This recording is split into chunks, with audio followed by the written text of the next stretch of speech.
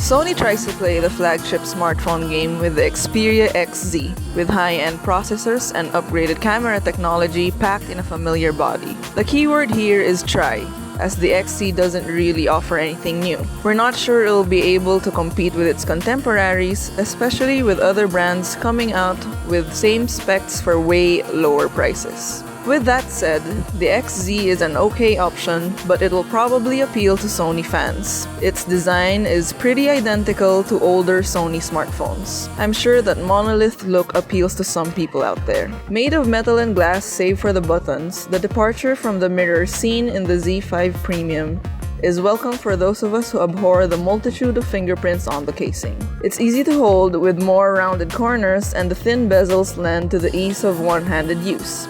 It comes in mineral black, platinum, and forest blue, and Sony gets a point for keeping its water resistance feature. To the side, you have the power button that also functions as a fingerprint scanner, and it works pretty much instantly. The dedicated shutter button is also great.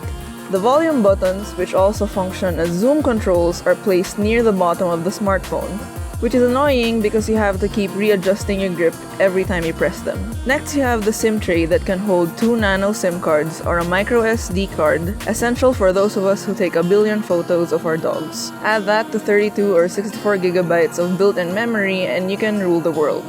Maybe. The display is excellent, despite having a lower resolution and less pixel density than Samsung's and Google's flagships. The Xperia Z5 Premium had a 4K screen that was just a joy to look at, but they might have downgraded the display for it to take less of a toll on the battery. Not hard to imagine, as the battery is quite disappointing. With less than 3000 milliamperes, it just isn't up to par with other brands' batteries, and drops about 40 percentage points on Wi-Fi in under 2 hours.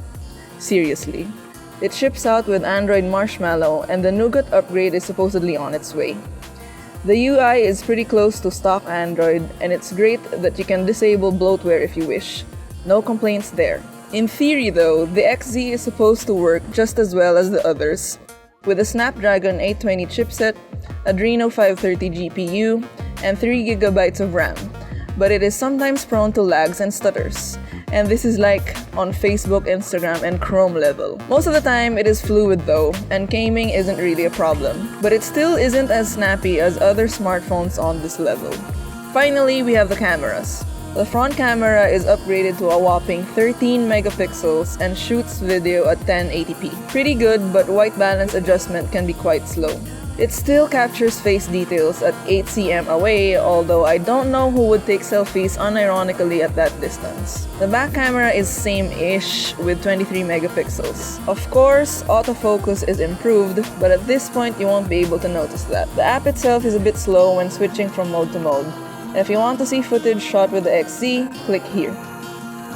It has a bit of trouble with dynamic range on superior auto mode, but great photos aren't hard to produce under the right lighting conditions. Under low light, however, is where things get difficult, since it takes some time to get the exposure right. You'll need steady hands or a tripod at night to be able to get good-ish photos. Overall, the Sony Xperia XZ is not a bad phone, but it is certainly not the best.